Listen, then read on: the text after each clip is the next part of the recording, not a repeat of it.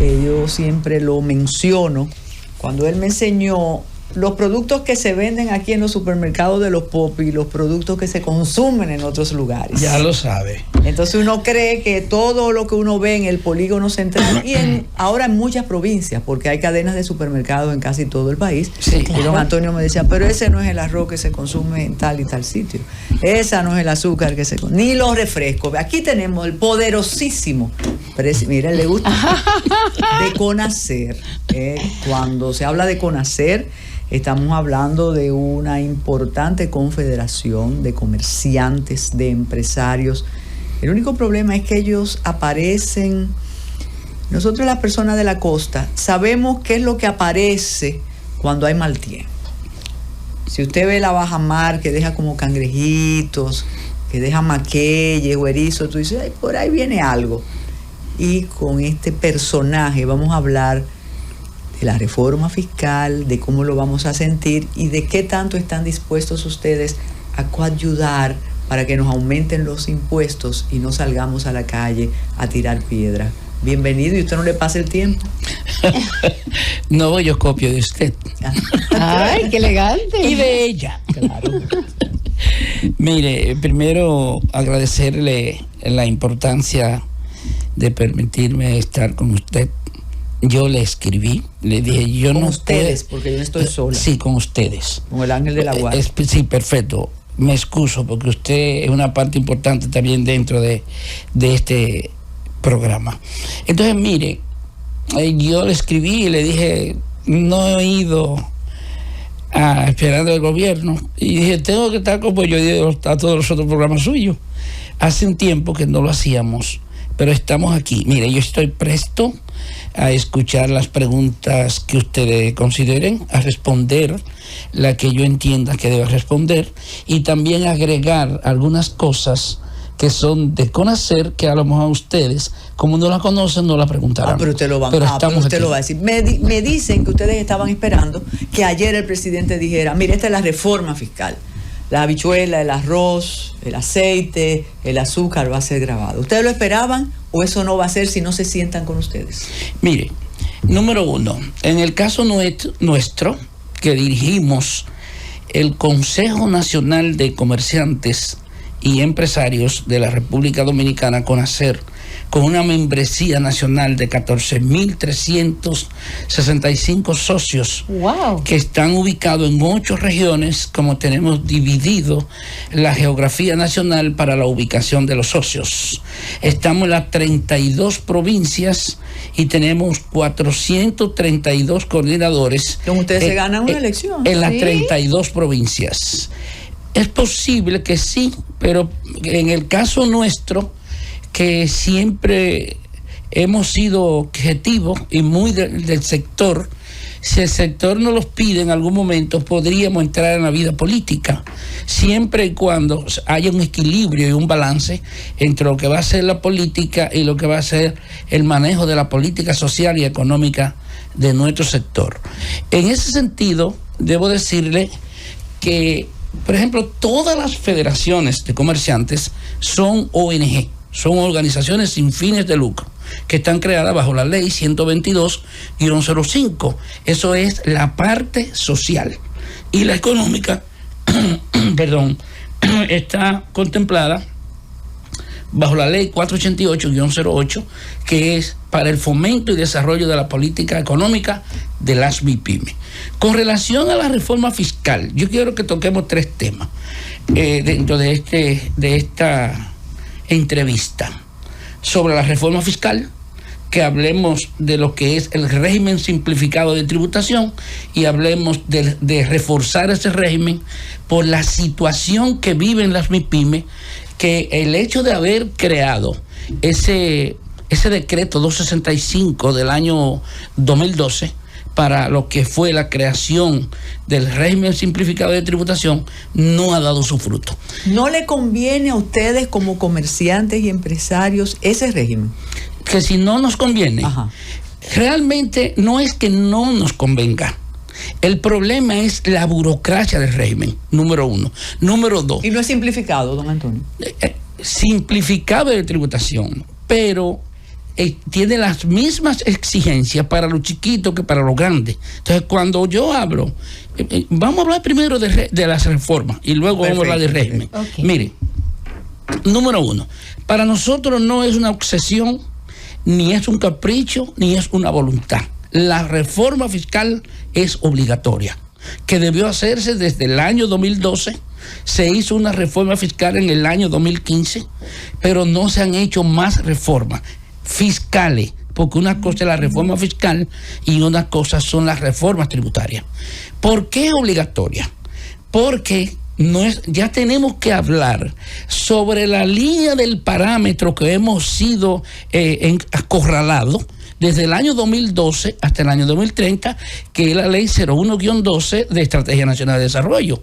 Esa ley tiene todos los ejes contemplados de qué se debe hacer con el país 2012-2030. Claro. Y dentro de eso está lo que es una reforma fiscal, o mejor dicho, usted sabe que se hizo un trabajo con el sector eléctrico, con el sector de educación, que estaban contemplados. Entonces, en ese sentido, el régimen simplificado de tributación, eso yo se lo voy a explicar en un momento, pero la reforma fiscal, ¿por qué obligatoria? Número uno, tenemos una presión fiscal muy baja. Número dos, tuvimos en el momento de la pandemia un sobregasto tributario que pasó los niveles de los gastos que se debían hacer por el hecho de que no estaba presupuestado, no estaba en presupuesto. Entonces, ¿qué pasa? Si usted tiene un país con una presión tributaria baja y cada vez que presenta un presupuesto general de la nación en base a complemento en préstamo, eso hace que haya desconfianza de los futuros inversionistas, tanto locales como extranjeros, porque estamos completando el presupuesto con préstamo, no lo estamos completando con recaudaciones tributarias ni fiscales. Entonces eso viene, pero ¿cómo nos va a afectar y cómo los va a afectar a ustedes? Perfecto. Entonces, mire, la reforma tiene que hacerse siguiendo la ruta de lo que dice la ley 01-12 de Estrategia Nacional de Desarrollo. ¿Cómo sería? Exacto. Perfecto. Debe ser, número uno, una reforma fiscal integral. Hay reformas fiscales y hay reforma fiscal integral. La reforma fiscal integral cubre los 360 grados. ¿Cuáles son los 360 grados? Que el Estado está en el deber de hacer un inventario y dar a conocer al país cuáles son sus ingresos, cuáles son sus egresos, cuáles son sus activos y cuáles son sus pasivos. ¿Y en el caso del sector privado, en el caso, por ejemplo, de los comerciantes? Pero cuando te refieres a los comerciantes, ¿a qué te refieres? O sea, en el caso, por ejemplo, de las personas ¿Cómo que van nos afectaría a nosotros? Exacto. Yo le voy a explicar. Entonces, miren, ¿qué pasa? Como eso es, como la ley dice cómo debe hacerse, hay que revisar los incentivos fiscales. Los incentivos fiscales, ¿quiénes los reciben? Hay que evaluar Pero los eso incentivos. no entra con ustedes, eso no entra con la Sí, PYME. pero no importa. Y me perdona, no importa que no entre con nosotros. ¿Los comerciantes no reciben incentivos? Pero no, los comerciantes no. No. Ningún Zona tipo. franca, el sector escúcheme. turismo. Lo del sector que nosotros manejamos, no. Ahora, ¿quiénes tienen incentivos fiscales? Zona franca, turismo, energías renovables y los pensionados que reciben pensiones que vienen de Estados Unidos o se mueven de aquí a allá y reciben incentivos fiscales. Dice Juan Yadó, el hombre del turismo, que ya el turismo no necesita incentivos. No necesita incentivos. Pero hay una cosa. ¿Por qué decimos esto? ¿Cuánto le cuesta al Estado los incentivos del turismo? Yo encuentro que el país no ha crecido lo que debía crecer con todos los incentivos que tiene turismo. Porque muy bien, estamos hablando de 10 millones de turistas que están entrando, pero ¿cuántas facilidades tiene el turismo? Que no está pagando y que va, y que toda la mayoría de los beneficios que tiene, no tiene compromiso con el Estado porque tiene 100% de exoneración de pago de impuestos, tanto de impuestos como de impuestos sobre la renta. Entonces, ¿en qué nos está beneficiando el turismo? Bien, entonces eso por ese lado. Entonces, cuando ustedes cuando hablamos de eso, ni el Estado, así mismo dice la ley, ni el Estado, ni lo que reciben los incentivos fiscales se pueden negar, ni el Estado lo puede quitar de un plumazo, ni lo que están recibiendo se puede negar a la revisión. Porque cuando a usted le dan un incentivo fiscal es por alguna razón, porque eso va a beneficiar al Estado. ¿Por qué? Generará más empleo de calidad. ¿Me entienden? Como no un empleo, sino empleo de calidad. Y que eso va a generar empleo, va a generar riqueza dentro del sector, etcétera, etcétera. Y va a generar movimiento económico dentro de la economía del país. Entonces, en ese sentido, todos esos son factores que tienen que fluir sobre lo que es la reforma fiscal. ¿Cómo nos afecta a nosotros, el sector de la MIPYME? Le explico. Usted sabe que recientemente se hizo una reforma fiscal, una encuesta nacional MIPYME, que la hizo el Banco Central y el Ministerio de Industria, Comercio y MIPYME. Entonces, si usted tiene un régimen simplificado de tributación, que es para que se acoja el universo de comercio, no la micro y pequeña. ¿Por qué? Porque las micro y pequeñas son el 98.7% del tejido empresarial. Le explico. El 94% es micro. ¿Qué es una micro? Una empresa que tiene de 1 a 9 empleados. ¿Y qué es una pequeña? Una que tiene de 10 a 49 empleados. Entonces, pero puede tener muchos beneficios esa empresita. ¿Perdón? Esa empresa puede tener muchos beneficios. No que digamos que pueda tener muchos beneficios, porque aparte de eso, dése cuenta que cuando se habla del régimen simplificado para que se acojan, es para que el sector de las MIPYME se formalice y registre su formalización en la Dirección General de Impuestos Internos. Pero usted tiene un sector de un nivel de educación muy bajo, que no tiene mucho conocimiento. Porque para usted, para mí, que sabemos de manejo de tributos, o no de tributos, que somos profesionales, nos da trabajo manejar los tributos, manejar los impuestos. Claro. Continuar ese sector que no tiene los conocimientos. Entonces, ¿qué usted propone? ¿Qué nosotros proponemos? ¿Que eliminen el PCT? No. Nosotros incluso estamos haciendo una propuesta y estamos advirtiendo que no se deben gravar los productos de consumo masivo. ¿Por qué no deben grabarse los productos de consumo masivo? Número uno, ese sector que es el 23.2% del universo de consumo de toda la población. Los demás, el más alto es de transporte y está en 14.7%. ¿Y cuáles productos entrarían en el rubro de productos de consumo masivo? Bueno, hasta ahora hay más de un 60 grabados que ya están pagando impuestos. Eso mismo le pueden aplicar impuestos y también sumar otro dentro del panorama. Pero ¿qué pasa? Pero podría darnos un ejemplo para la audiencia de cuáles serían la recaudación, si eso aumentaría la recaudación. ¿Sí aumentaría? La recaudación. ¿Grabar esos productos?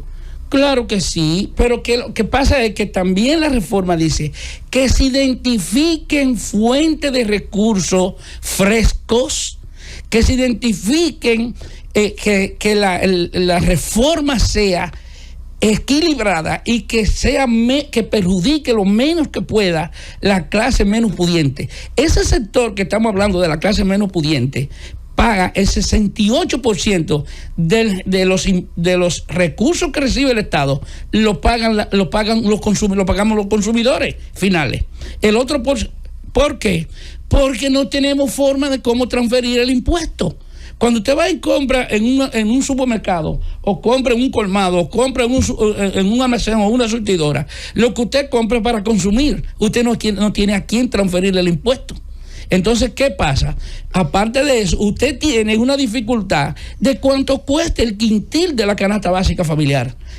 La canasta básica de acuerdo al quintil del Banco Central, que está muy, muy divorciado de lo que son los salarios mínimos. Entonces, todo eso son factores que afectan. ¿Cómo nos afecta a nosotros? Número uno, si se graban los productos de consumo masivo, oiga lo que pasa. Número uno, baja el salario mínimo. ¿Por qué? porque usted, si no le aumentan el salario, usted tiene menos fuerza para comprar. Porque supóngase usted que ahora mismo usted está pagando, vamos a poner un pan, o vamos a poner café, o vamos a poner huevos, por ejemplo, productos que ya están grabados, que ya tienen azúcar, aceite, bacalao, arenque, que están grabados. Ya, usted, por ejemplo, está pagando ahora un 18% de ese producto. Pero supóngase que le agreguen un 8, que le agreguen un 5, que le agreguen un 10. Ya usted va, o sea, su capacidad de compra, ¿qué va pasando? Se reduce. Entonces, por otro lado... El bacalao va a costar $1,000. Por otro lado, usted tiene también que sobre la misma línea, usted tiene que dice, bueno, se va a afectar, ¿qué se va a afectar? El índice de precio del consumidor va a subir porque los productos van a subir. El poder adquisitivo de la gente se va a perder. Perdón, don Antonio, pero eso siempre va a pasar, no importa el tipo de reforma que se haga, que van a subir los precios de los productos, porque si no, ¿cómo? Grabando la prensa. Es que ya no soporta más. Ya ese sector no soporta más. Y nosotros no es que no ponemos total de que no se haga, pero sí le decimos al Estado que si graba los productos de consumo masivo, y le voy a explicar ahorita a dónde se van a afectar a mis pymes, si yo estoy hablando de los consumidores, que si se graban los productos de consumo masivo, ¿qué va a pasar? Que en ese sentido, que todo el sector se va a sacrificar, tanto la MIPYME como el sector de los consumidores finales. El 80% del consumo nacional lo colocan las micro, pequeñas y medianas empresas, los colmados, minimarket, etcétera. Entonces, si le suben a ese sector el costo de los productos, ese sector tiene poder adquisitivo. ¿Y qué va a hacer? Que va a agravar más la situación de las MIPYME, que todas tienen muchos créditos sin garantía y que pierden esos créditos sin garantía cuando se le muda un cliente que no se sabe dónde se fue o se mudó en un horario que usted no sabía que se mudó. ¿Y entonces de dónde se va a sacar el dinero? Si el 80% está ahí y no se puede grabar, ¿de dónde se saca? No, mi amor, no, sí. Hay otra cosa. Me gusta la pregunta. ¿Sabe por qué me gusta? Porque ella es de la que desconoce de dónde el Estado debe buscar recursos sin tocar esa fuente. No, edifíquenos. Cuando se habla de las exenciones fiscales, que se quiten las exenciones fiscales, número uno. Cuando se habla que se reduzca, que también la reforma lo prevé, que se reduzca el subsidio de la energía eléctrica. Cuando se habla de que se baje la evasión fiscal, cuando se habla de que hablemos de un proceso de formalización para que los que no pagan impuestos paguen impuestos, y que aparte de eso, que se haga lo que se hacen en otros países relacionado con lo que es el pago de impuestos escalonados. ¿Cómo es el impuesto escalonado? Por ejemplo, usted gana 500 mil pesos mensuales. Pero vamos a poner que lo suyo vamos a dejarlo aparte. Vamos a decir que usted tiene una empresa que le generó 1,000 millones de pesos de beneficio. ¿Cuánto usted paga de impuestos sobre la renta? Un 27%. Y yo que me gané 200 mil pesos, ¿cuánto pago? 27% también. Entonces eso es parte de que tenemos que tomar en cuenta por qué tantas MIPYMES informales, por qué estando en la formalidad abandonan la formalidad y vuelven a la informalidad. Justamente por esa situación, porque no hay un equilibrio en el pago de los impuestos. Entonces, en ese sentido, la MIPYME, ¿qué va a pasar con la MIPYME? La mayoría, si usted tiene el 85% que son informales y usted viene ahora y graba los productos que ellas mismas venden, ¿qué tienen que hacer? Buscar más dinero para reponer inventario. ¿A dónde van a correr? A la banca informal, porque no son formales. Al no ser formales, no le va a prestar la banca formal, porque usted tiene un negocio que es el nombre suyo, no la MIPYME, porque usted no ha nacido como negocio. Usted nació como doña Carmen. ¿Y cuál es la solución? Y ese otro mundo. La solución. Voy a la solución. No, espere, don Antonio. Dice Francis que tenemos que hacer una pausa. Pero además, esto, ¿dónde ustedes lo discuten con el Poder Ejecutivo? Nosotros ¿Lo han discutido? Tenemos una mesa para la propuesta y entregársela en el momento de las discusiones, porque una de las cosas... Pero si ustedes quieren, vamos a la pausa. Sí. Y porque no se me va a olvidar lo que yo voy a decir. Yo lo traje grabado. Vamos a hacer una pausa, Francis. Regresamos con el poderosísimo don Antonio Cruz. Ese sí sabe. Ese sí sabe. La pausa. El licenciado Antonio Cruz Rojas, presidente del Consejo Nacional de Comerciantes, Almacenistas y empresarios. Esto es, bueno, único. Yo me imagino que don Bienvenido debe estar disfrutando. El consumidor final, antes de él explicar lo del PST. Porque quedó una preocupación interesante a la que no le habíamos Es que no soporta más. El consumidor final no soporta un aumento más en materia de los productos de consumo. Y hay una pero cosa. ¿quién dijo? Pero espérese, don Antonio, déjeme preguntarle ese puntito, que no, quizás el ciudadano común no le había prestado tanta atención a ese punto. Cuando uno va a la caja, a cualquier supermercado, a cualquier tienda, normalmente le preguntan, ¿con comprobante, con valor fiscal? Y yo normalmente le digo, no, con valor final, con comprobante con valor final. Para consumidor final. Para consumidor Exacto. final, porque no es con valor fiscal. Entonces, la factura con valor fiscal es precisamente cuando usted va a reportar esos impuestos.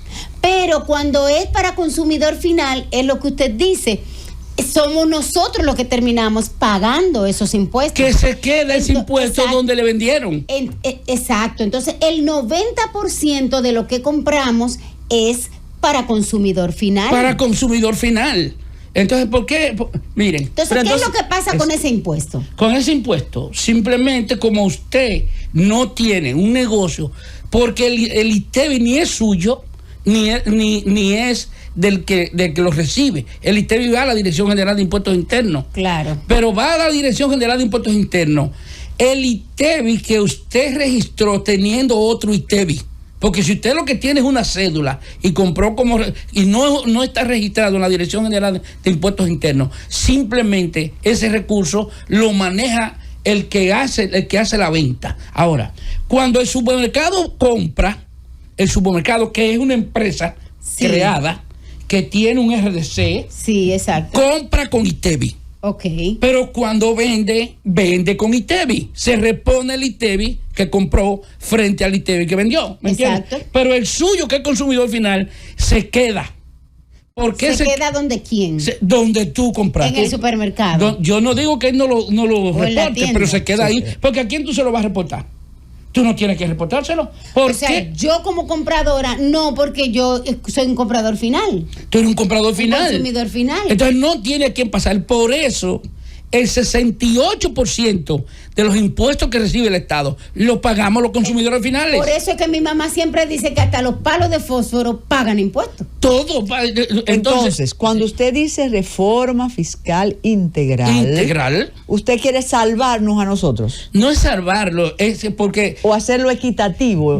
Escúchame, porque decir que yo lo voy a salvar, me van a preguntar que si yo soy Cristo, y yo no soy Cristo. Nosotros lo que estamos haciendo es, número uno, es que hay una doble plataforma que tienen ustedes que entenderla. La doble plataforma es esa micro y pequeña, que son pequeñas, son la tarjeta de crédito también de los consumidores finales.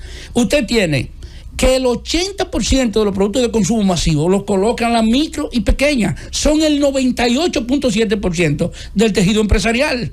¿Dónde están los colmados? ¿Dónde están los minimarkets? ¿Dónde están la mayoría de esos negocios populares? En los barrios. Entonces, menos del 30% los colocan en las grandes superficies, que son los grandes supermercados. ¿Y a quiénes le venden? A los ricos, a los que tienen dinero. Entonces, ¿qué pasa con eso? Que ese colmado, ese consumidor, si le reducen el poder adquisitivo al consumidor, le reducen el poder de venta a la micro y pequeña. A la pequeña se lo reducen. ¿Por qué? Porque te va a tener menos fuerza de comprar y va a tener que seguir consumiendo lo mismo. Entonces, ¿a quién le va a caer encima la diferencia? A la MIPYME. Si esa MIPYME estaba fiando, nosotros cuando tengamos listo eso, que lo estamos haciendo, un inventario nacional de cuánto es el crédito anual que dan esos colmados a las personas que le toman crédito. ¿Cuánto gana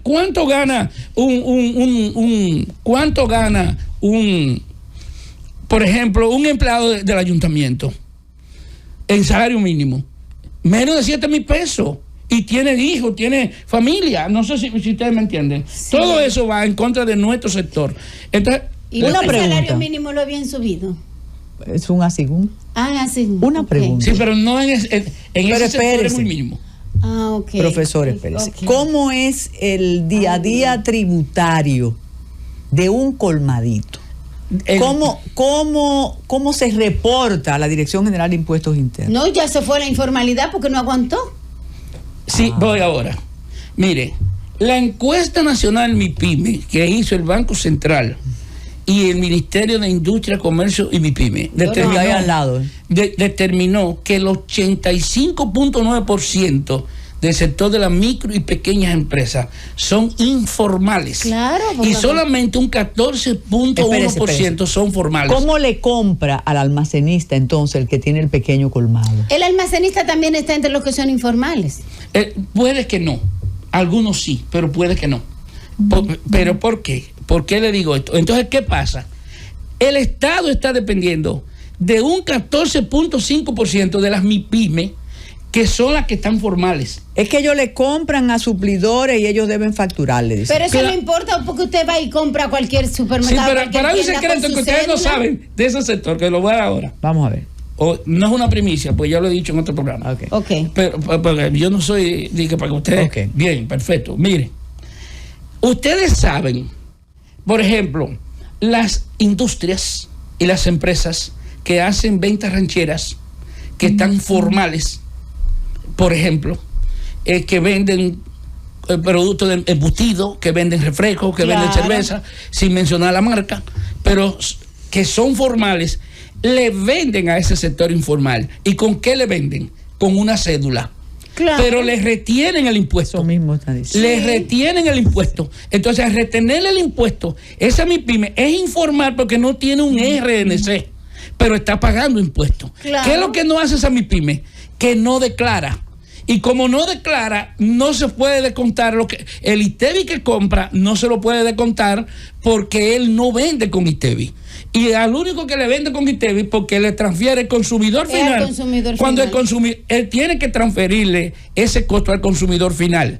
Si una cerveza cuesta 20 pesos más 2 pesos de impuestos, esa cerveza se la vienen vendiendo al consumidor final en 24 o en 25 pesos. Más el delivery. Más el delivery, Claro. por ejemplo. ¿Por qué? Porque no tiene a quién pasarle el impuesto, porque es informal. Entonces yo le pregunto. Por eso venden más caro algunos. No solo por eso. Si ustedes en algún momento quieren saber por qué, Dígalo. se lo explicamos. Mire, número 1, existe disparidad en las compras. No todos los negocios tienen la misma fuerza para comprar. Claro. Eso por un lado. Sí, por el comprar otro por lado, mayores, más económicos. hay zonas que son muy caras y zonas que son más baratas. Pero hay otra cosa. Cuando las empresas que venden productos en el mercado,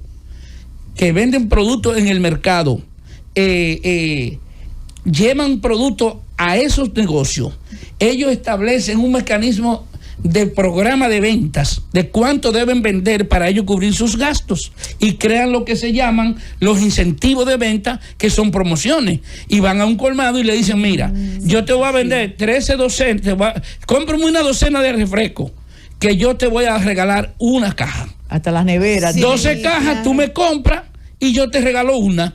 Pero hay colmados que compran en colmado. Entonces, no sé si me explico. Espérese, ¿y Entonces cómo- no pueden tomar esa, no pueden Don tomar Antonio, esa. ¿cómo le pagan los empleados? ¿Quién? Esa Informal pequeña. también. Informal, le pagan con dinero Claro. efectivo y no lo tienen registrado en TCS. Y también hay Y- algunas marcas que le dicen, para yo venderte esta, me tienes que comprar de aquella, porque si no, no te la vendo. Entonces esos muchachos que nos llevan todo a las 10 de la noche, eso no tienen seguro, no tienen Nada.